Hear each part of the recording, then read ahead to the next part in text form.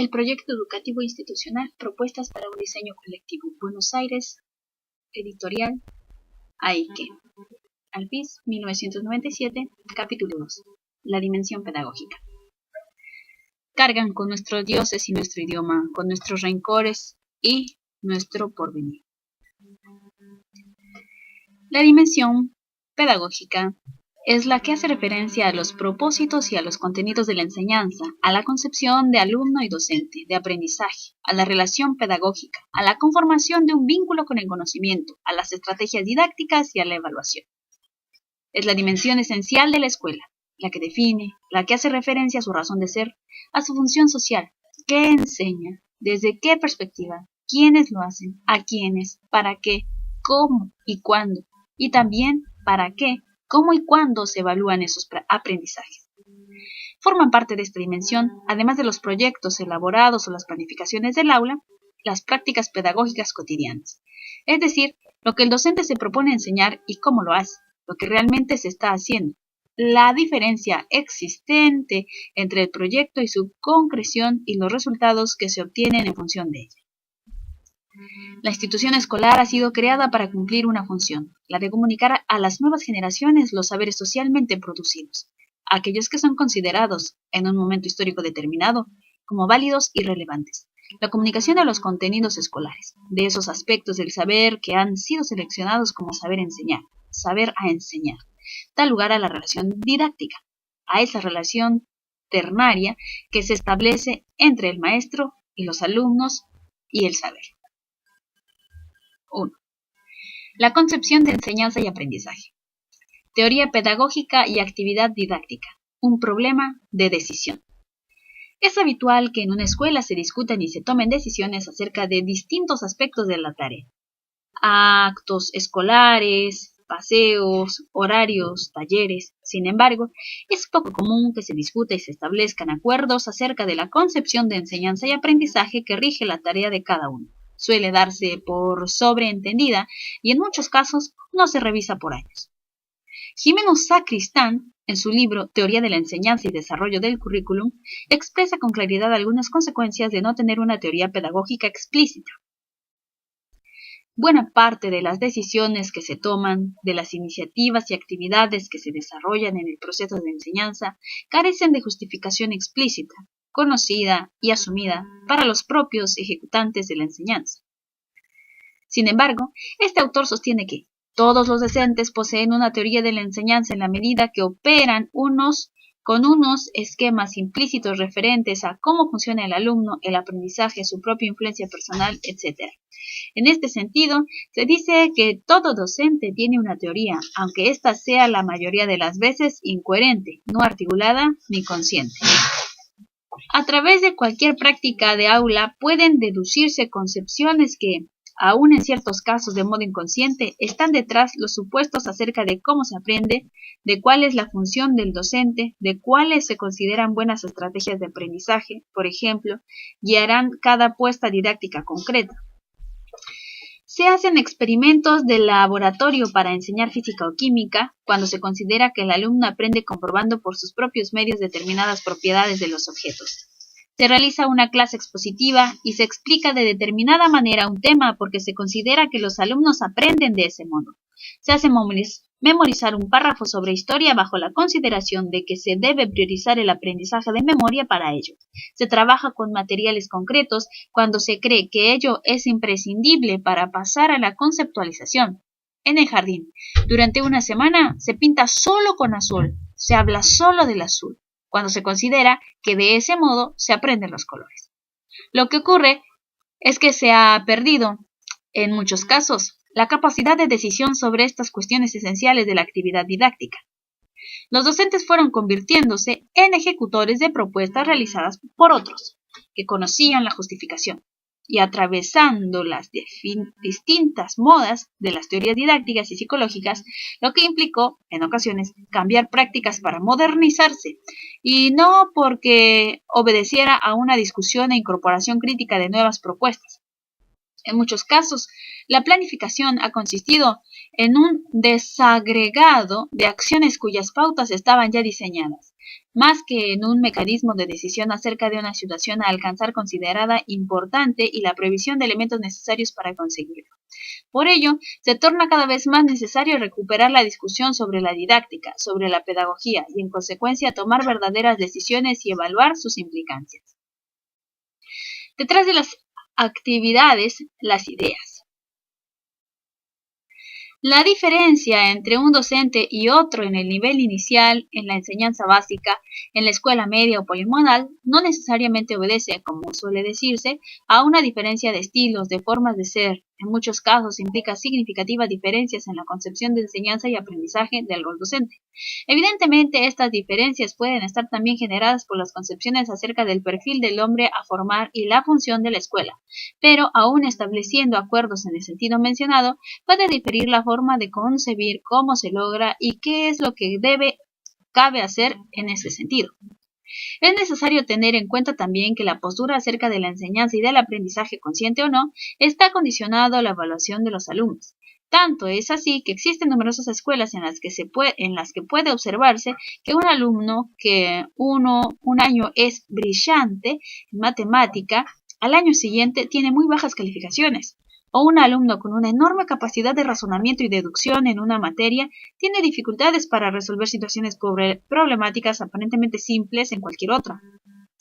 Esta circunstancia suele atribuirse al carisma, a la paciencia o el rigor de un docente a diferencia de otro.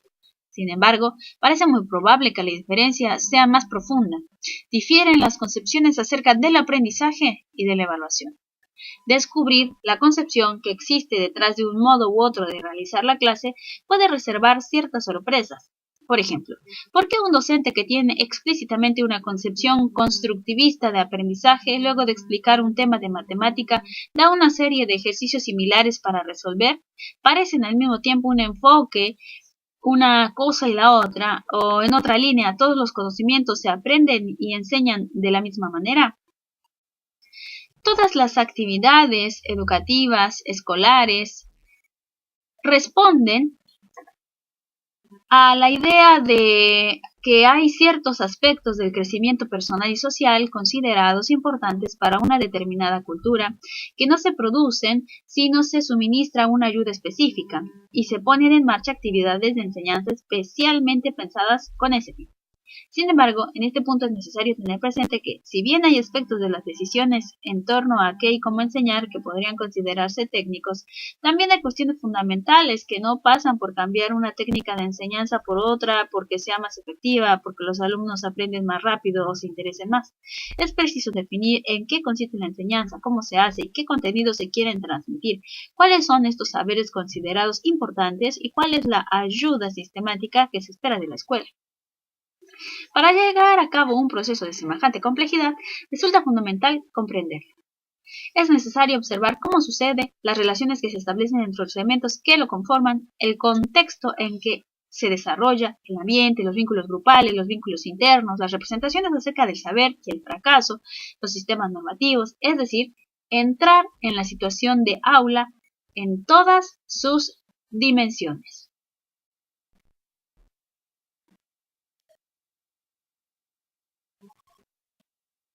¿Qué significa enseñar? La enseñanza escolar implica una relación entre tres componentes: alumno, docente y objeto de conocimiento. La escuela es el ámbito en el que esta relación tiene lugar.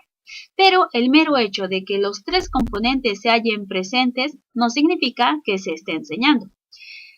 Enseñar entraña una decisión que requiere una actitud y una actividad acordes, y el aprendizaje demanda también del alumno una actitud y actividad concretas, es decir, su propia decisión.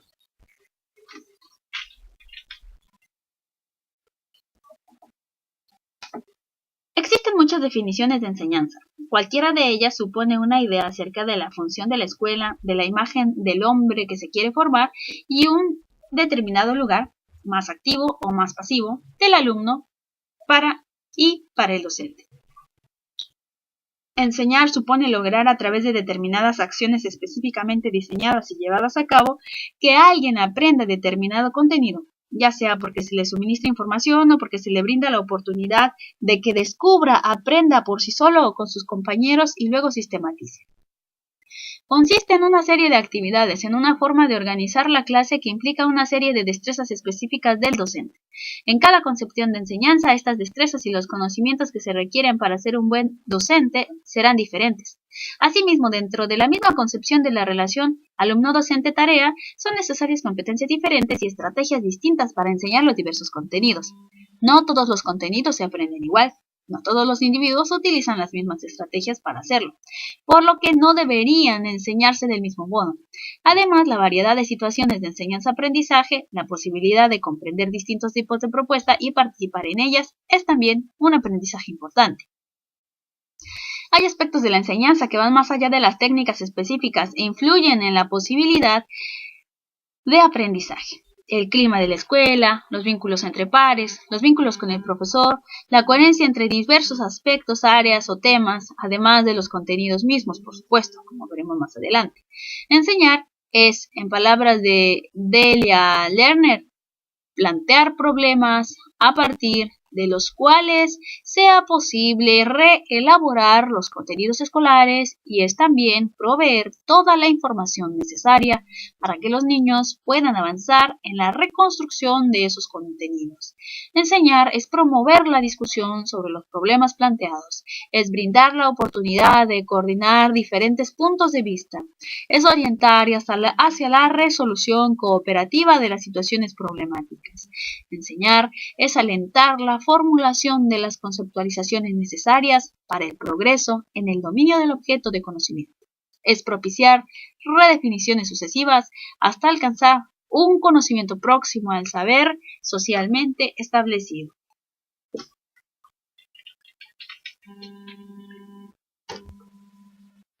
Elegir cómo enseñar. Para poder llevar a cabo esta tarea, es necesario que el docente posea conocimientos, características personales y una variedad de estrategias que le permitan ser flexible y tomar y entender las ideas y errores de sus alumnos. Este docente debe comprender cómo es el proceso de construcción de aprendizajes, debe saber qué situaciones pueden resultar problemáticas para sus alumnos, coordinar el trabajo grupal, dominar los contenidos.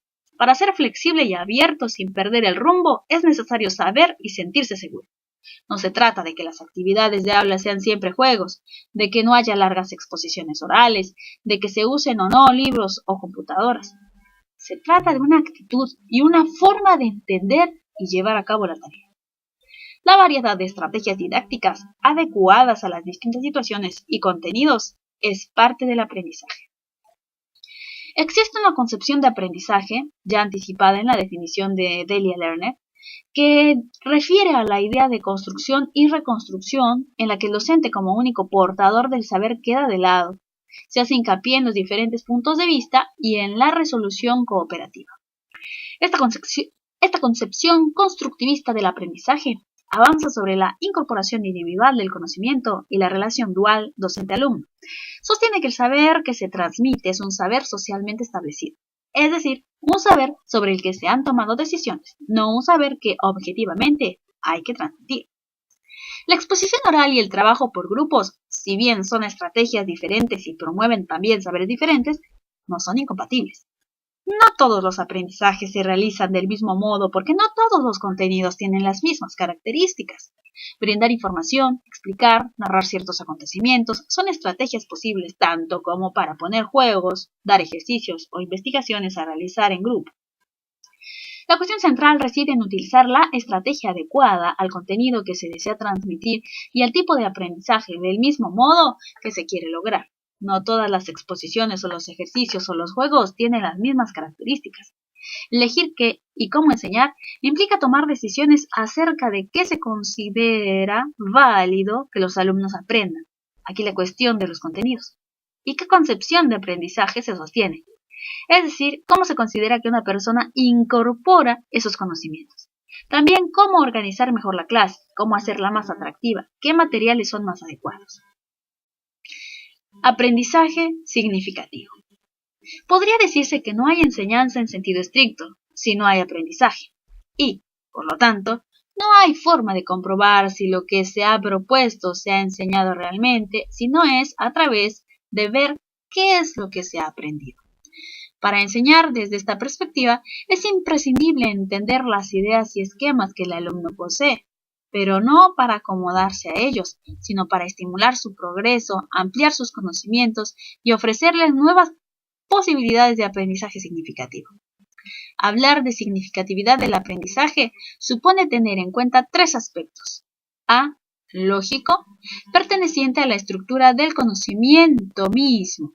B. Psicológico, relacionado con los conocimientos previos que posee el sujeto. Y C. Contextual, que sea relevante para la cultura en la que está insertada la escuela. El alumno aprende un contenido cualquiera, un concepto, una explicación de un fenómeno físico o social, un procedimiento para resolver determinado tipo de problemas, una norma de comportamiento, un valor a respetar, etc. Cuando es capaz de atribuirle significado. No se trata de cualquier significado, sino de aquellos válidos socialmente. El sujeto que aprende es considerado activo porque asigna significados a los contenidos que incorpora, no por hacer ejercicios concretos o manipular objetos, sino por poner en juego sus saberes y sus estructuras cognitivas. En este sentido, decimos que es necesario conocer cuáles son las ideas o saberes previos de los alumnos. Es fundamental aún para organizar clases de tipo expositivo o informativo. La enseñanza consiste en hacerlos avanzar desde allí, no en comprobar por dónde están o qué piensan. Esto implicaría crear situaciones que permitan al alumno observar, analizar, interactuar con sus pares y los adultos, formular hipótesis, informarse, experimentar y contrastar sus hipótesis, practicar sus aprendizajes y poder transferirlos a otras situaciones, utilizar correctamente la información recibida, etc.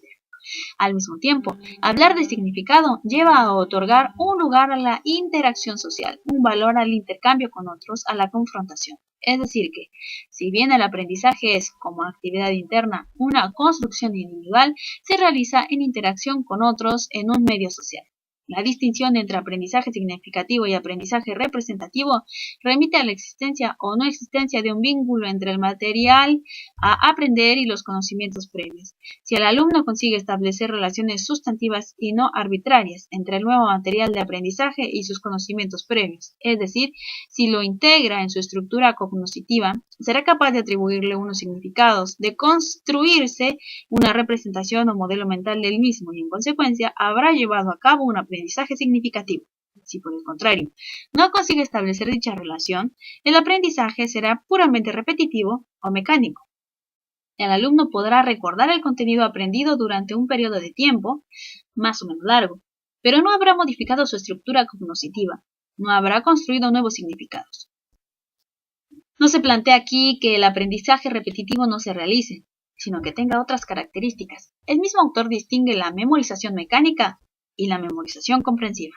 Recordar lo aprendido es el punto de partida para construir significados nuevos y, a la vez, el recuerdo de ciertos datos específicos es imprescindible para manejarse en la vida cotidiana. Direcciones, nombres, teléfonos, recorridos de transportes, fechas importantes, etc.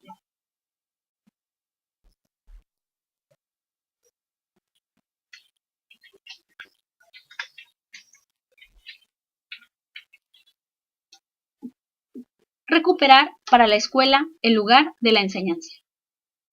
Se ha mencionado ya la relación de la enseñanza con el aprendizaje. Ahora bien, ¿todos los contenidos se aprenden y se enseñan de la misma manera? ¿Es lo mismo enseñar las fechas históricas, datos importantes, nombres o las reglas del lenguaje, un proceso histórico o la suma? ¿Es igual que enseñar una danza folclórica o una coreografía a rapear o trepar? La incorporación fragmentada y habitualmente acrítica de las concepciones de aprendizaje a la enseñanza ha llevado a dejar de lado estrategias que pueden resultar efectivas para ciertos contenidos, aunque no para otros. En algunos casos, se ha visto comprometida la función misma de enseñar.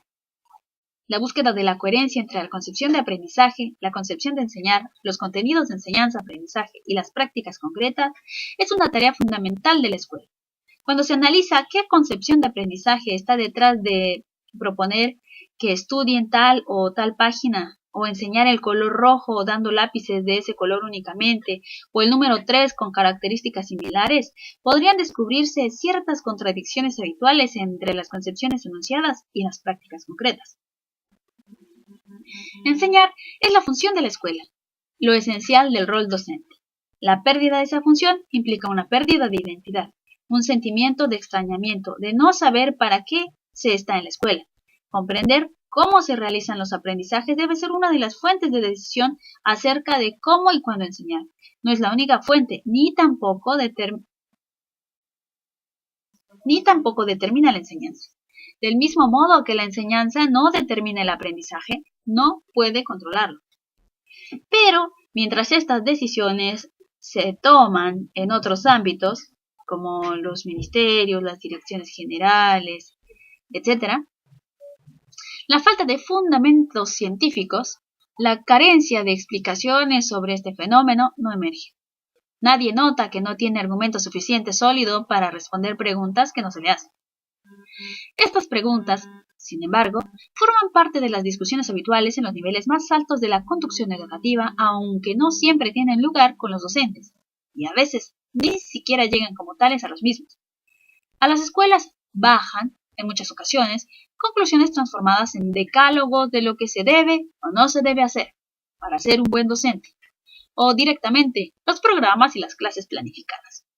Entonces, como la escuela no decide, por lo general, sobre estas cuestiones, se ha vuelto un centro de ejecución, donde, paradójicamente, muchas veces se afirman algunas teorías de manera más fundamentalista que en los mismos ámbitos en los que estas teorías se han generado. Una característica esencial del pensamiento científico es la duda, no la seguridad de que el descubrimiento es acabado, de que se ha alcanzado la respuesta última. Entonces, el científico sigue desarrollando su teoría y cambia la propuesta, descubre que algo estaba equivocado. Sus seguidores podrían llegar a discutirle e insistiendo en defender lo que ya han aprendido, incorporado anteriormente.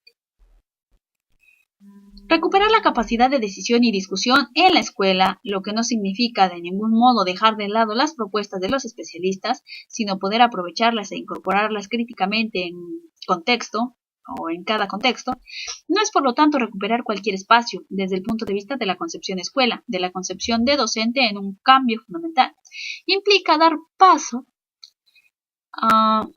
el paso de establecer la relación teoría-práctica dentro de la escuela, de realizar la incorporación significativa de los aportes brindados por los especialistas o por los propios colegas o por la investigación didáctica realizada en la escuela, dejando de lado la aplicación mecánica de técnicas despojadas de significado. El docente, pieza clave para el cambio.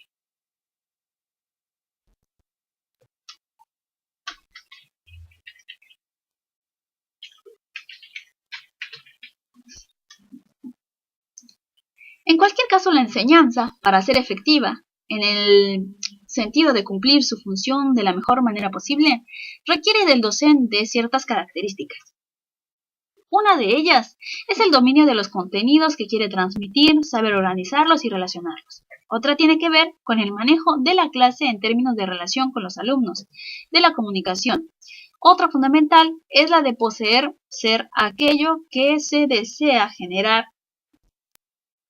ser un buen modelo en lo que se refiere a la coherencia. La pasión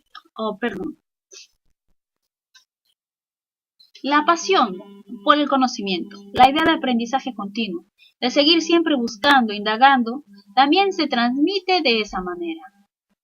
Una de las cosas que se suele recordar de los maestros que pasan a la historia de cada uno es esa dedicación, ese trabajo artesanal con sus alumnos. Finalmente, es necesario prestar atención a dos aspectos. Una de las dificultades para cambiar prácticas de enseñanza arraigadas en los docentes, aun cuando explícitamente estos comparten que es necesario hacerlo, es que se intenta, sin tener en cuenta el análisis crítico y reflexivo de las prácticas habituales, y otra muy importante es que está comprobado que los profesores reproducen en su práctica las prácticas pedagógicas en las que ellos se han socializado, por lo que es necesario analizar la historia escolar de cada uno para comprender muchas de las estrategias que se utilizan, ya que éstas están influyendo de manera no siempre consciente. 2. Los contenidos. Si la escuela está poco acostumbrada a profundizar en la reflexión acerca de la concepción de enseñanza-aprendizaje, ocurre lo mismo con los contenidos. Históricamente, la escuela no ha decidido acerca de los contenidos que debía transmitir. Incluso durante las épocas marcadas más fuertemente por el conductismo, el tema de los contenidos quedaba circunscripto a un aspecto formal sobre el que se esperaba una conducta específica. Tanto es así que objetivos y contenidos se confundían. Esto no quiere decir que la escuela o el docente no hayan decidido privilegiar unos sobre otros o agregar algunos, sino que el hacerlo constituyó en muchos casos una decisión deliberada, mientras que en otros formó parte de lo dicho, de lo oculto, de lo no dicho, de lo oculto en la escuela, y por lo tanto no había que dar cuenta de ello. La selección de los contenidos escolares durante años pareció obedecer a algún criterio objetivo. Hablar de aprendizaje significativo y conocimientos válidos socialmente implica asumir que la selección de los contenidos obedece a criterios valorativos, a posturas no solo técnicas sino ideológicas. Los contenidos escolares no existen independientemente de esta sección. No se trata del saber acumulado por la humanidad, sino de un recorte específicamente realizado para ser enseñado. El ambiente o las plantas no son en sí un contenido. Lo son solo si han sido escogidos para ser enseñados. Una característica que han ido asumiendo muchos contenidos escolares es que solo son necesarios, útiles, por decirlo de algún modo, en el marco de la escuela. Sirven para aprobar una materia, para pasar de un nivel a otro, pero carecen de sentido fuera de ella. Incluso pueden no ser importantes o válidos para la ciencia, arte o disciplina a la que supuestamente pertenecen. La distancia que las escuelas suelen tener del desarrollo de los conocimientos es uno de los motivos que llevan a este tipo de distorsiones. La creencia en que hay que simplificar ciertas cuestiones para que los alumnos las entiendan es otro. En este último caso, la pregunta es inevitable. ¿Lo que entenderán no será, entonces, otra cosa? Los saberes seleccionados como contenidos a transmitir deberán vincularse con aquello que la sociedad considera valioso. Sin embargo, los contenidos escolares se independizan, cierran sobre sí una especie de valor intrínseco. El tema de la transformación de los saberes en contenidos escolares implica una reflexión profunda sobre la transposición didáctica, es decir, sobre la manera de realizar esa transformación. Pero al menos es necesario llamar la atención acerca de que los contenidos escolares son tales si y solo si han sido seleccionados para hacerlo. Por lo tanto, es necesario cuidar su significatividad y observar atentamente que, en la transposición mencionada, no hayan perdido su riqueza científica, que incluye su veracidad transitoria y también la puesta en duda. Diversos aspectos influyen en la selección de los contenidos escolares: fuentes filosóficas e ideológicas, fuentes sociológicas, psicológicas, las propias disciplinas, la concepción educativa. Teniendo claro que siempre que se hable de contenidos escolares, se estará hablando de una selección de ciertos objetivos de conocimiento para ser enseñados en la escuela, la intención es observar los diferentes tipos de contenidos escolares y su relación con el aprendizaje adecuado para aprenderlos, así como las estrategias de aprendizaje más adecuadas para transmitirlos. Existen conceptos, datos, relaciones entre los contenidos escolares, actitudes y valores transmitidos por la escuela, al igual que la cantidad de procedimientos como la indagación o la formulación de hipótesis, cuyo aprendizaje puede tener o no lugar en ella.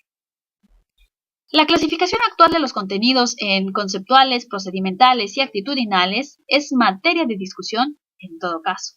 El aporte de la misma consiste en poner de manifiesto que existen estos distintos tipos de contenidos y llevar a la explicitación de todos ellos, lo que implica hacer emerger aspectos ocultos del currículum y promover la reflexión acerca de qué y cómo se enseña.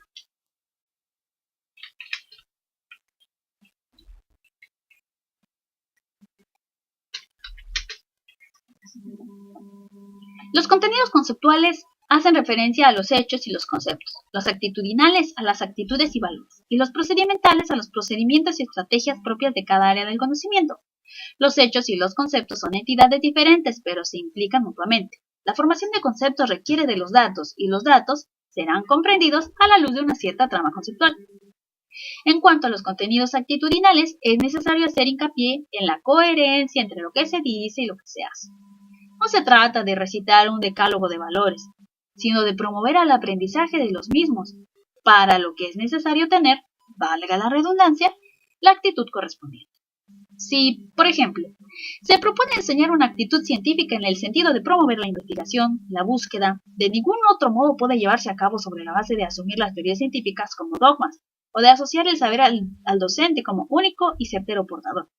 Mucho más claro aparecerá si se piensa en actitudes de interés por el conocimiento y en valores como el respeto por ideas diferentes o la convivencia. Las estrategias y procedimientos tienen que ver con el aprender a aprender. Lo importante sería aprender los procedimientos con los que se incorporan conocimientos para luego poder utilizarlos en cualquier tipo de aprendizaje. Es necesario tener en cuenta que estas estrategias no se aprenden en el vacío y los contenidos sobre los que se apliquen no carecen de importancia. Una cuestión más acerca de los procedimientos.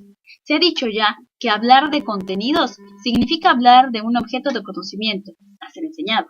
En este sentido, es fundamental diferenciar los contenidos procedimentales de las estrategias didácticas que utiliza el docente para enseñar, así como de la manera de aprender. El proceso interno de apropiación del alumno.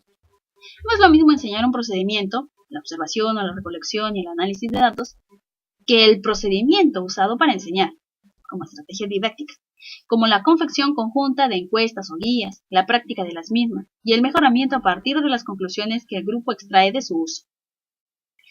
La distinción entre varios tipos de contenido en el currículo es una herramienta metodológica necesaria para entender la diversidad de los aprendizajes escolares. Al mismo tiempo, es necesario tener en cuenta que estos están absolutamente interrelacionados. Acerca de los objetivos.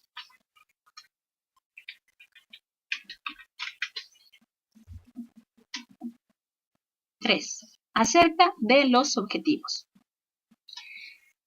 Durante muchos años, el hincapié de los objetivos estuvo puesto en qué es lo que el alumno debe saber. Al alumno se le asignaba la responsabilidad de aprender y debía dar cuenta de lo aprendido, ya que, de lo contrario, sufría las consecuencias. Repetir el año, repetir las pruebas, etc.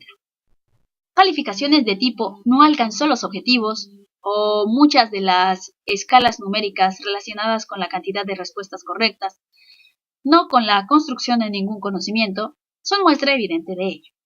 Es necesario replantearse como de hecho en diferentes ámbitos está ocurriendo, de qué se hace responsable la escuela. ¿Quién debe hacerse cargo de que los alumnos adquieran esos conocimientos, que es función de la escuela a transmitir? Haber vuelto la mirada de las metas hacia la escuela es de suma importancia, sobre todo teniendo en cuenta que es ella quien debe proponer dentro del marco de los acuerdos nacionales y jurisdiccionales qué quiere enseñar, en qué momentos y de qué manera.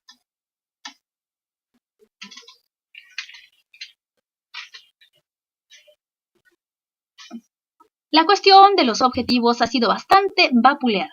Podría decirse que la impronta del enfoque tecnológico de tradición conductista, con su desagregado de objetivos cada vez más específicos, sus taxonomías, su precisa redacción, fue atentando contra la verdadera explicación de las intenciones pedagógicas y haciendo lugar a un ejercicio aparentemente lógico, donde era más importante cómo se decía que lo que se pretendía hacer. Pero esto no debe llevar a perder de vista que todas las acciones tienen alguna intención, que es necesario explicarlas para no perder el rumbo, para cambiarlo si es necesario. Lo no explícito no compromete ni asigna responsabilidad. Tratándose de la escuela e intentando ser un modelo coherente, es deseable que los objetivos sean explícitos y claros para todos. aunque no se llamen objetivos. 4. Un docente que promueve aprendizajes significativos. Desde la escuela empezó a crecer como institución social, ampliando su cobertura y los aportes de la tecnología educativa de corte conductista, los métodos, las técnicas y los test estandarizados se generalizaron, se fue perdiendo de vista que una parte sumamente importante de la enseñanza se centra en el trabajo personal, artesanal del docente. El docente es modelo para sus alumnos y sus mejores estrategias suelen ser aquellas que están relacionadas con sus características personales. Hay docentes que son excelentes oradores y atrapan a través de la exposición a los alumnos en su relato, mientras que otros fracasarían si pretendieran hacer lo mismo. La pasión por el conocimiento no puede transmitirse sin pasión. Requiere un docente fascinado por seguir aprendiendo cada día, un docente que busque, que cree situaciones didácticas interesantes. No puede lograrse a través de técnicas estandarizadas. Díaz Barriga plantea que las características personales del docente junto con la perspectiva global que tiene de la educación condicionan a priori la organización metodológica. Es necesario, por lo tanto, que cada docente pueda aprovechar al máximo sus puntos fuertes, sus características, y para ello debe ser consciente de sus propias posibilidades. Si la ciencia avanza a través de la duda, la confrontación, los errores, un docente que promueva el espíritu científico no puede manejarse siempre con certezas, con saberes absolutos. Es imprescindible que se pregunte y enseñe a formular preguntas adecuadas, que busque, que intente. El dominio de los contenidos resulta indispensable para poder ser flexible. Quien sabe se permite dudar y permite a sus alumnos que lo hagan. Se reafirma en la confrontación, se repregunta en las contradicciones. La ansiedad creativa, la pasión por el conocimiento, el aprendizaje, la relación con los alumnos son pilares fundamentales de la tarea docente, si se pretende promover el aprendizaje significativo. El aprendizaje es siempre un desafío, y el entusiasmo por los desafíos es lo que hace que los docentes no realicen su tarea de manera repetitiva y burocratizada. 5. La evaluación didáctica. La evaluación guarda relación con lo que se haya considerado acerca de contenidos relevantes, del trabajo del aula, las concepciones del aprendizaje y la enseñanza de las intenciones. Es notorio que en contextos en los que se insiste en la necesidad de que los alumnos generen estrategias en grupo, favoreciendo la producción de conocimientos a partir de situaciones problemáticas y en la construcción de aprendizajes significativos, las evaluaciones sean generalmente individuales y de reproducción de información textual. Cada tipo de aprendizaje, cada tipo de contenidos puede requerir una forma diferente de evaluación para comprobar si fue llevado a cabo. Si, por ejemplo, se ha pretendido promover la comprensión de procesos históricos nacionales en relación con lo que ocurrió en el resto del mundo, no podrá comprobarse ese aprendizaje si la evaluación implica recordar fechas de memoria sin hilación entre dichos momentos. En el caso de que se quiera comprobar si se ponen en juego distintas estrategias de resolución de un problema, se confronta al interior del grupo. No debería repetirse un problema ya realizado o que se resuelva de un modo similar a los trabajados en la clase para evaluar. Un segundo aspecto hace a la relación entre el tipo de aprendizajes que se quiere promover y el objeto y sujeto de la evaluación. El aprendizaje significativo requiere un alumno que evalúe, que comprenda y que cómo aprendió, también en qué y por qué se equivocó. Es decir, que de ningún modo la evaluación debe ser un resorte privativo.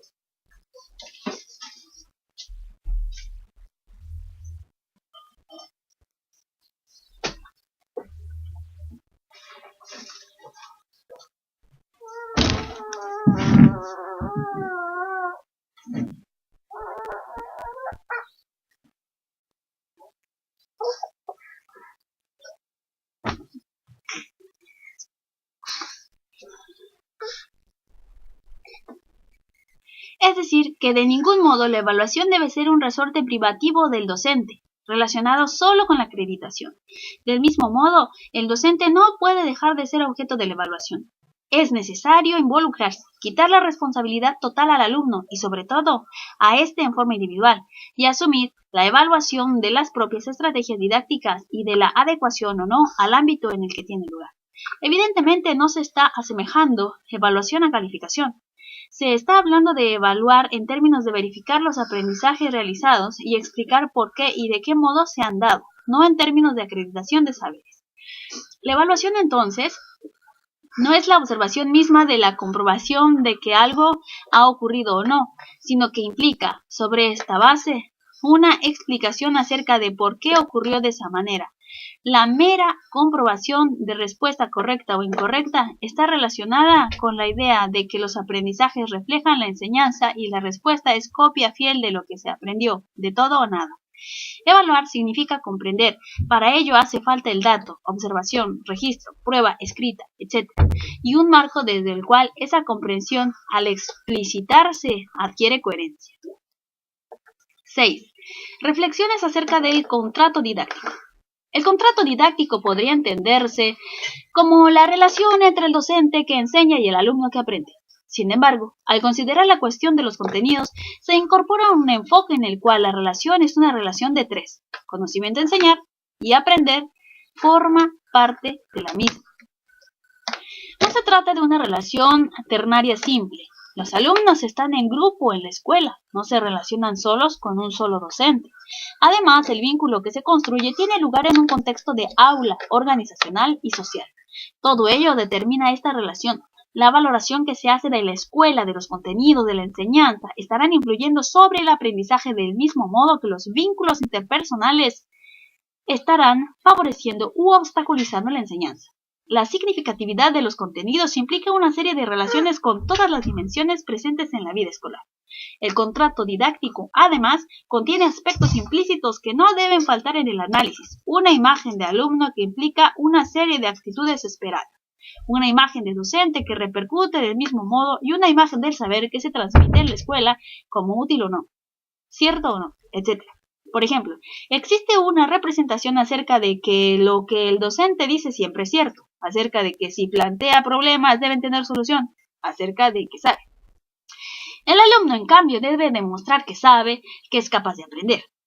Las imágenes de cada uno respecto del otro, la idea de poder, de autoridad, están condicionadas en el vínculo.